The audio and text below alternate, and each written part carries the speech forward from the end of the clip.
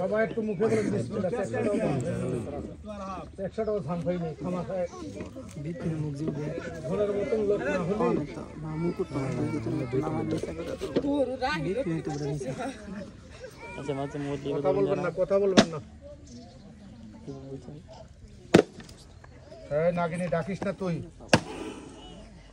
ডাক শোনা যায় কথা কর না কেন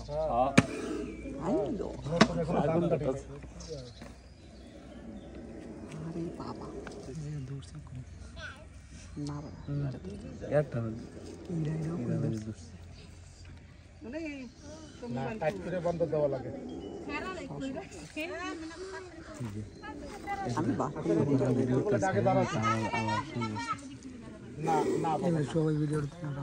এই যে বাবা এই যে কথা কইস না টাকার গরম শরীরের গরম অহংকারী চিরকাল থাকে না। এখন আমাদের অনেকেই হাসতেছে আমাদের দেখে, অনেকেই টিটকারি করতেছে, তবে জমিদার পর্যন্ত থেকে যায় কোন সময় যখন সাপে কামড় দেয়। এই যে কয়দিন আগে আমাকে নিয়ে গেছিল রাজাবাড়ির মনে নাম শুনছেন, আমি মেয়েটারে বাঁচাতে পারলাম না। মেয়েটা 3 মাসের গর্ভবতী। ওই যত টাকা লাগে ভালো করেন টাকা আমরা দেবো।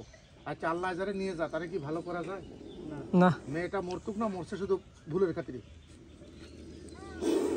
আস্তে হারামি কোনটা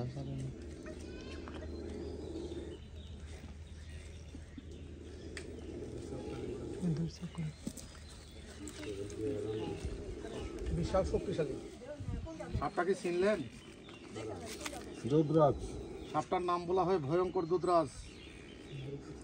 এটা সারাদিন থাকে জংলায়, এই থাকে শ্বাস ফেলায়, রাই চলে যায় মানুষের বাড়িতে, কিন্তু সবার বাড়িতে না।